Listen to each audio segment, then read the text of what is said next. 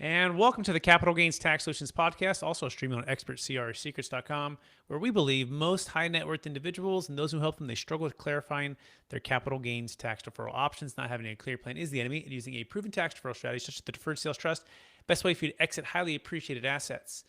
Such as cryptocurrency, primary homes, investment, real estate, and businesses, so you can defer tax and create and preserve more wealth. Each episode I am joined, and I'm Brett Swarts, by the way, and each episode I am joined by some of the best real estate, financial, wealth, and sometimes insurance professionals in the world, where they share their ideas, deal stories, and inspiration. So together we can make complex tax deferral strategies simple and passive income plans achievable. Hey, I'm excited about our next guest.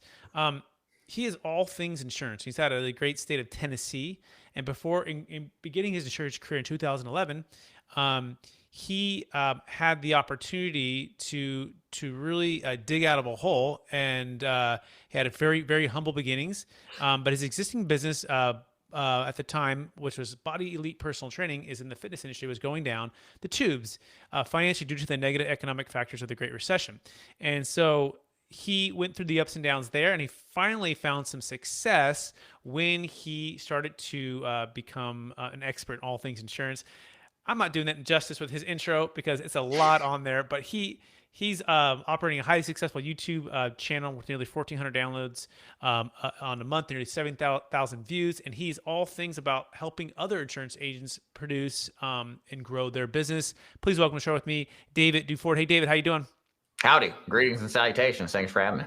Absolutely. And for our listeners getting to know you a little bit more, would you give us a little bit more about your background and your current focus? Yeah, so I specialize in teaching agents to sell a specific niche kind of insurance product called burial or final expense insurance, also Medicare and annuities. I've been doing the business for 10 years, first as a personal producer, desperate to find work, and insurance is always hiring, as people know.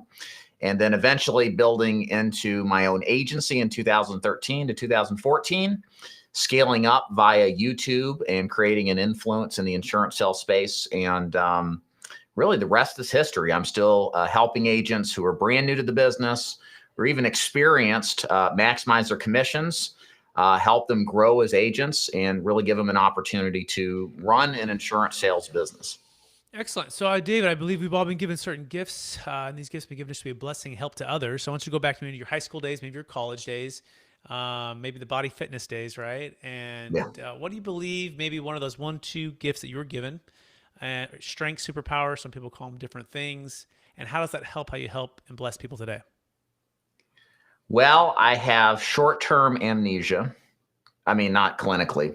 It's a blessing.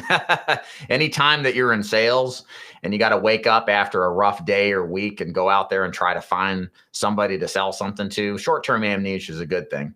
That keeps you focused, keeps you going. You know, the day is new. What happened yesterday isn't a thing. So that's been a huge help to me as a personal producer getting out of there. And I think just I've always had an indomitable work ethic. I work really hard.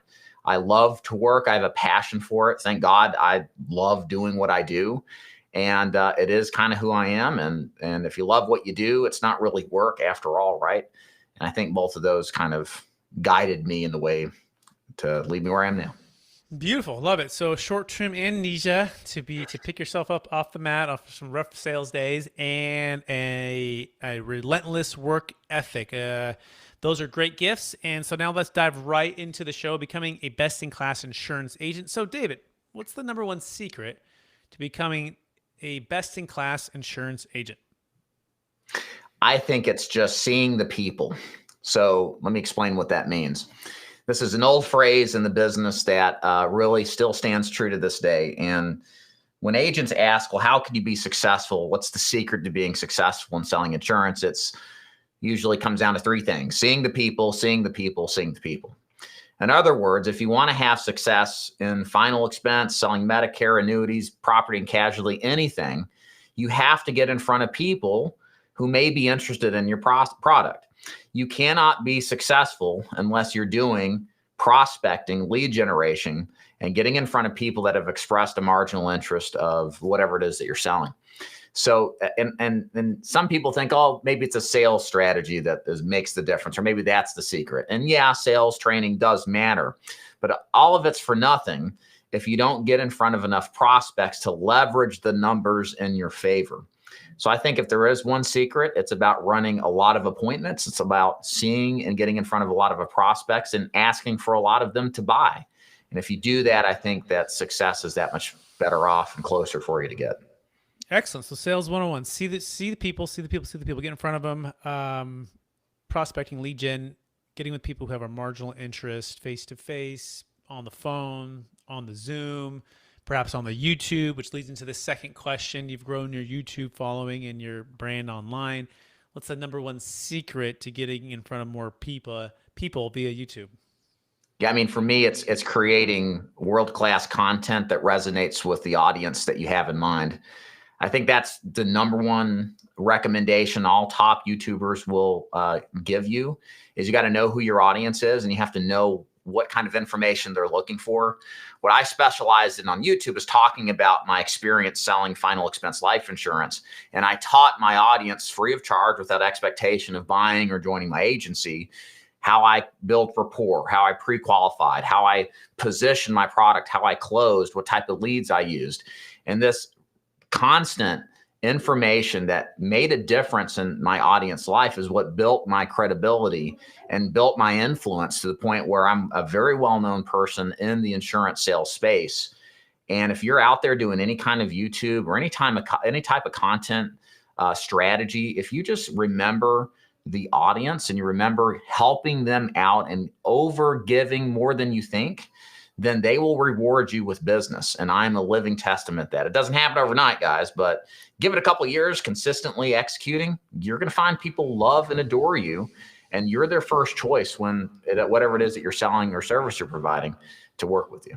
Love it. So curious, when you first started YouTube, were you speaking to the end user client who is buying insurance and or was it always to the business professional and who are the insurance world? Like what made that shift? And did you see natural growth from clients anyways when you were just coaching the business pros? I'm curious on that audience piece. Yeah. I started and still continue to talk to the aspirational, new or experienced insurance agent. That is my audience. So I make content usually largely around the possible agent who's looking at the business, judging it, trying to see if it's a good fit, and certainly those who are now licensed and find out it's way more overwhelming than they thought. And I've always done that. Again, I started my agency in 2013. And just like a lot of agencies out there, you struggle, where are you going to find good candidates to join your agency? And at the time, I just got lucky in a sense because nobody really was leveraging YouTube to the extent that you could. So I just started putting content out there on YouTube and just hoping for the best, not really expecting to be as good as it ever has turned out. And it just, lo and behold, there's a lot of people out there looking for advice on how to sell insurance. And naturally, some of those are going to come to you and want to join your agency because, hey, if you're giving this good quality information for free, what's it like working for the guy? So worked pretty well. Yeah, it makes perfect sense, right? And then it's also value that they can consume on their own schedules, their own pace, right?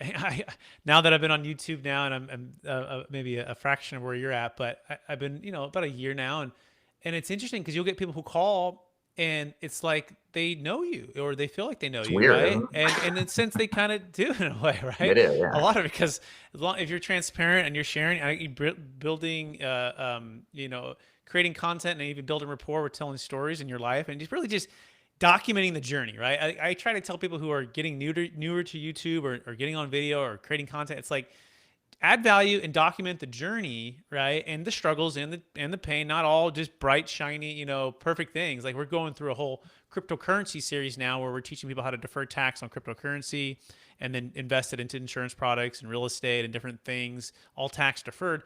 And we're literally, it's like from square one about 8 weeks ago, we started the weekly free mastermind. And we say, hey, we're going to document the journey. We've never been in this space before.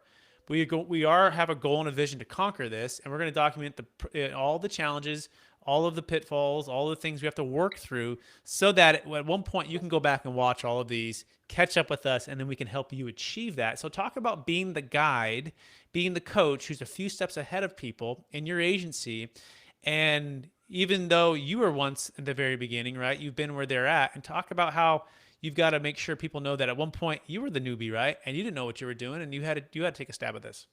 Well, it's funny that you mentioned that because it's going to be, I think the influence of our industry lends me an advantage that other agencies don't have, and how I market myself with, a content influencers type strategy. Your audience, some of them probably have sold insurance at some point. And the one thing that's true as a general guarantee is that a lot of the agencies that recruit new talent into the business follow a multi-level marketing type of culture. When I say multi-level marketing or MLM culture, what I mean by that is, picture MLM. Most of us think of a pyramid, or we think of rah-rah meetings or fast cars and, the Rolexes and the money and stuff like that. Is the culture that brings people into this business. And what people find out in many cases is that whole culture is kind of just a front for a lack of substance. There's really no training, there's no support, there's no agent development. That a lot of these agents just throw people to the wall and to see what sticks. And so it's always been like that since I started. And the nice thing about YouTube, what it does that a lot of other avenues don't do, is that it solves for this, I think, a crisis of trust that's just generally in society right now. Who do you trust with X? What agency should you trust? Because we all know well enough what MLM kind of the culture comes with, kind of eye rolling, mass recruiting, et cetera. But they see that there's an opportunity in this business. And that gave me the opportunity to say, hey, I'm the anti-MLM. I'm not going to talk about the recruiting and all that stuff that everybody else does. I'm going to talk about the substance, how to be successful, how to position myself. And with YouTube, like you said, you're literally a celebrity to a small group of people. These people have been lurking and watching your videos for months, if not years. And by the time you talk to them, they know you more than some people you would consider friends with because of all the videos they've seen. So it positions me in a way that is trustworthy. People see my successes in my business. They see the failures I went through. And this embodies a sense of trust you just are not going to get through a traditional recruiting strategy, especially considering the whole cultural issues that come with it. So it's been a huge benefit. Yeah, I love that. By the way, you can learn more about David Duford at davidduford.com. That's davidduford.com.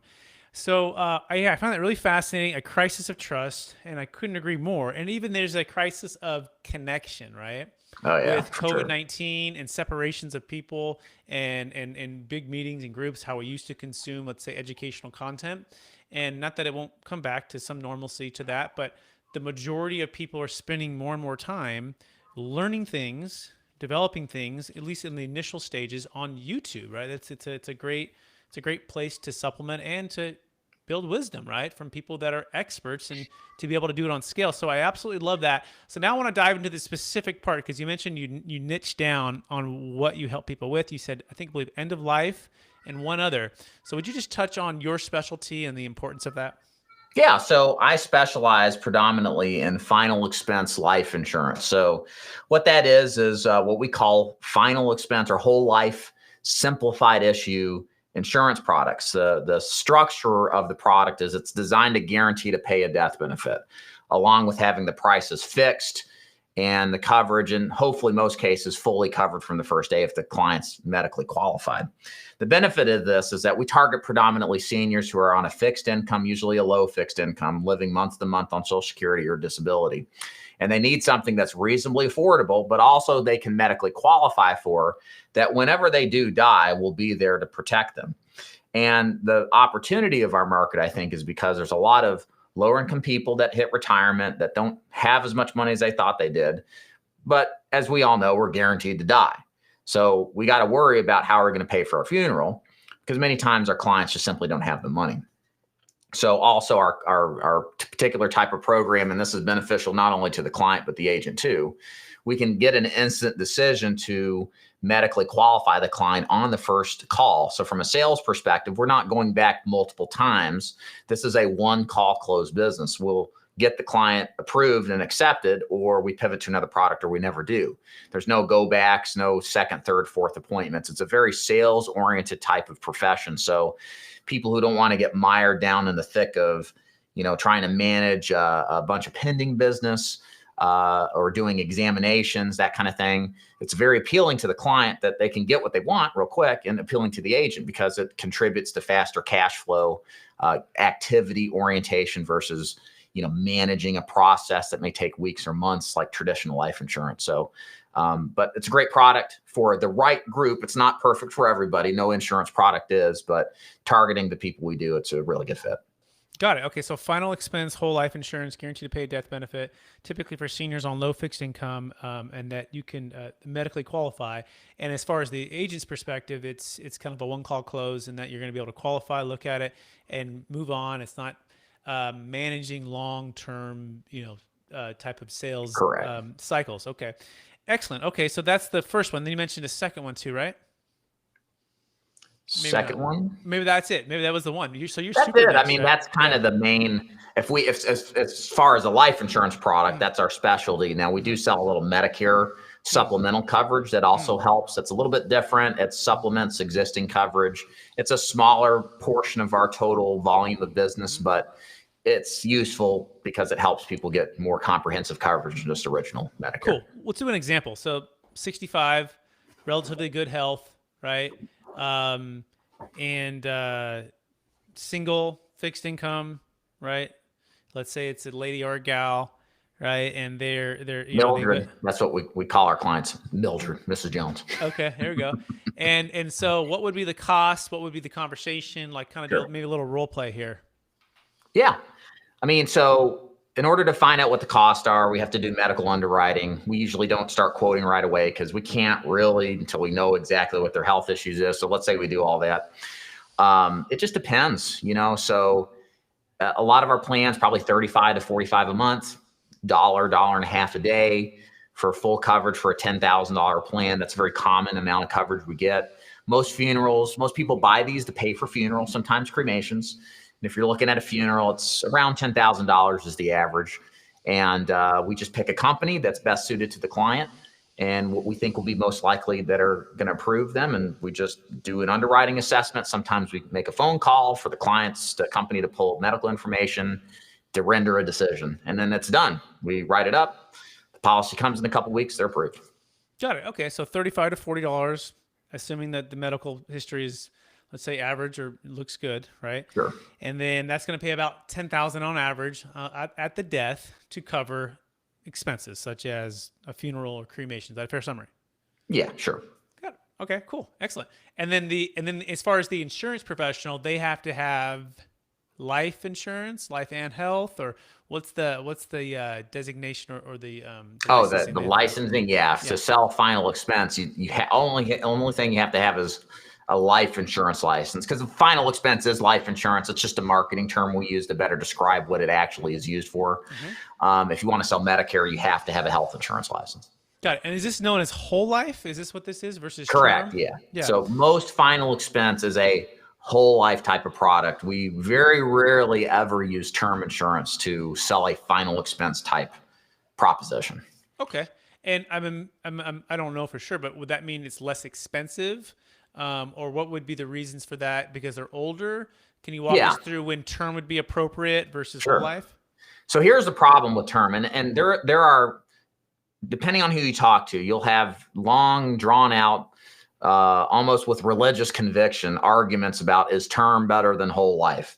And you'll have arguments that end never ending arguments about it. And I don't think it's wise to say one type of product is better than another. All insurance is a tool. The point is we have to know what the problem is so we can select the right tool, right? So for seniors who are trying to protect against the cost of a burial that don't have enough money and time to save for it, we think a whole life policy is better, because the benefit of a whole life plan is it's guaranteed lifelong protection as long as the client continues to pay the premium. Because we know the nature of the problem of death is it's guaranteed. We don't know when it's going to happen. It might happen tomorrow. It might happen in 50 years from now, right? But the point is we need an insurance policy that will protect for tomorrow and for the next 50 years plus. Whole life does that. Now, the problem with term life, selling it to seniors in the same position, is multifold problems here. So the first problem is it doesn't accurately solve the problem the best. Term insurance is temporary coverage. In other words, it's only good for 10 years, 20 years, 30 years. And many times as our client creeps up in years, like 65, even 75 plus, you're not going to be able to get a 30-year term, much less a 10-year term. The other issue is that term insurance typically is much more difficult to qualify for. There's a lot more a rigorous examination of medical history. So if a client has significant health issues, they may qualify easily for one of our simplified issue whole life plans, but they may get declined quickly with the term insurance plan. So that's why in this case, we think the best tool is a whole life plan for our clients because it better matches what the client's trying to accomplish. As far as term insurance goes, I think that's a perfectly fine tool, especially if you're younger and you're looking to replace an income if you pass away. I personally own term insurance. I think it's a great idea because if you die early and you leave behind a family and you're a major, person giving income to the family and it's gone, well, a term insurance plan is going to pay a bigger death benefit out than whole life. So it just comes all down, what's the problem and which one of our tools are going to be the best solution? Perfect. That makes perfect sense. So whole life is guaranteed basically as long as you keep paying the premiums forever. Term is going to be temporary. And really the key is defining the problem before you can give the medicine, right? Or give the solution. Exactly. And so what tool works best for that? And by the way, it's not unlike the 1031 exchange versus the Deferred Sales Trust and another thing called Delaware Statutory Trust and a Charitable Remainder Trust. First, define the problem, define the vision for what you want the outcome to be, and then figure out which tool is best for you. By the way, it might be a mix. It might be a little bit of both. Right. And so that is why you want to get with someone like David Duford or even me when it comes to capital gains tax reform, but David for the insurance part of things. Remember, you can learn more about David Duford at davidduford.com. That's davidduford.com. So David, we're going to shift a little bit here to investing in capital gains tax. I'm going to test your knowledge here. I don't know. We'll see where it goes here. I'm not sure on the insurance world, but I wonder what's the biggest frustration when it comes to capital gains tax deferral but you've seen maybe with your clients or friends or family on the sale of highly appreciated assets. Anything come to mind there? No. Not with my clients. My clients are, that's the last thing they're worrying about just because it ain't a problem because I don't have it. So, no. Yeah. No doubt. But I do want to connect the dots here for our listeners. So if you sell something that's highly appreciated, you can use the cash flow from that to fund whole life or term insurance policies, right? Which is pretty cool.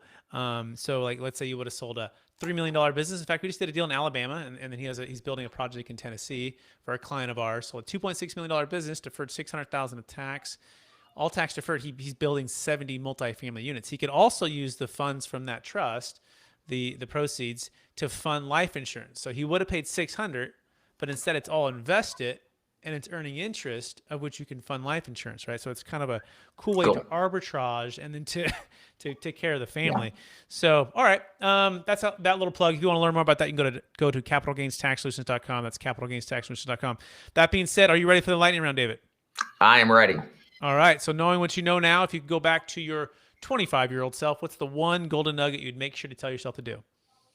Shut up and follow the fundamentals. Okay, good. What's the one fundamental you would make sure you would have followed? Focus on one thing and say no to everything else. I like that. Second question, what's the one book you've recommended or gifted the most in the past year?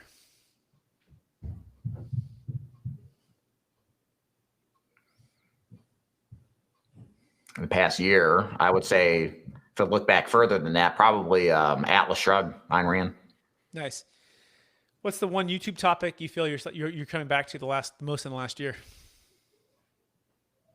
to speak about or build content? Long-term projections in the business, such as transitioning from an active income strategy to a passive income strategy in insurance sales. Got it. There's a curious part of it. Maybe someone who has a big book of business, right? And they're going to be selling their book of business. We've helped financial advisors who've sold that capital gains tax, right?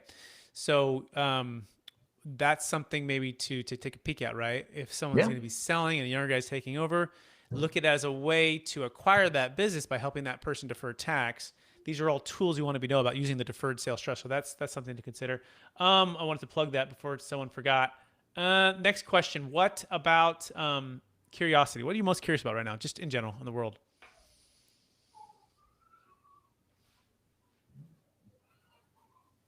Why people do what they do. I'll never get the answer to that question, but hopefully come close. Okay. And then maybe one of the top tools you use to run your systems and processes and tools for your business. I mean, there's a whole bunch of apps and processes, but I think the one that comes to mind that helps me a ton is simple yet effective Calendly. Mm-hmm. I run a lot of one-on-one appointments. I don't have to go back and forth to book them. The clients self-book. It saves me the pay I would pay an assistant to correspond. Mm-hmm. It's been a real great tool to make life a little easier. Cool. Last question here, and then we'll remind listeners where they can find you. So after all your success, helping tons of agents succeed and you succeeding and doing all the things you do, how do you stay centered in your values, and how do you stay encouraged to charge forward to reach for new heights? Yeah, it's an interesting question. I think something happens when you start earning an income that you never imagined you would have. The money isn't as big of a deal as you thought it would be. One of the things I've gone through is that I've hit my goals I've had long-term financially, and I haven't really changed all that much. My spending habits haven't changed. I think I'm the same person. And I think, as far as what I've gone through, it's kind of a surprise, really. And on the flip side, it's kind of interesting because it's not about the money anymore, I guess is what I'm trying to say. And what it's about is really just doing the right thing. So I don't want to say it's because I have enough money that I don't mind being truthful and honest and all the stuff. I've always been the same way, I guess is what I'm trying to say in one word. But at this point, it's really just about helping people.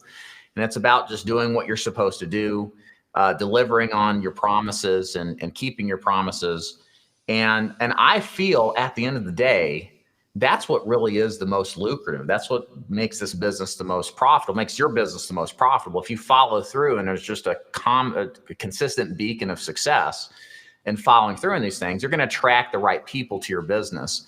And that's going to, I think, make your business overall. So kind of a choppy way to explain, do what's right. It pays the best. It makes for the best business. And I think it's just the best thing short-term and long-term. It's hard to do in the short term sometimes, but of course it's best for the long term. Beautiful, David. What a great way to wrap up the show. And for our listeners who want to get in touch with you, would you give them one last reminder where they can find you? Yeah, davidduford.com, or go to YouTube, put David Duford in, go down the black hole of YouTube videos I have. Amazing. Hey, David, I want to thank you for being on the show. I want to encourage you to keep using the gifts and talents you've been giving of relentless hard work and short-term amnesia to forget about your past mistakes and build more for yourself and your family and all of the folks that follow and are on your team. And with that, I also want to thank our listeners for listening to another episode of the Capital Gains Tax Solutions Podcast. As always, we believe most high net worth individuals and those who help them, they struggle with clarifying their capital gains tax deferral options. Not having a clear plan is the enemy. Using a proven tax deferral strategy, such as the Deferred Sales Trust, is the best way for you to exit highly appreciated assets and build and create and preserve more wealth. Get with David Duford for insurance, especially if you have any need or have parents who have need for final expense whole life insurance. We so appreciate your time and you listening out there. Again, go to capitalgainstaxsolutions.com. Remember, we're also streaming on expertcresecrets.com. We're trying to equip and train commercial real estate agents how to use the Deferred Sales Trust and eliminate the need for the 1031 exchange. You can go to expertcresecrets.com to learn more about that. We appreciate everyone out there and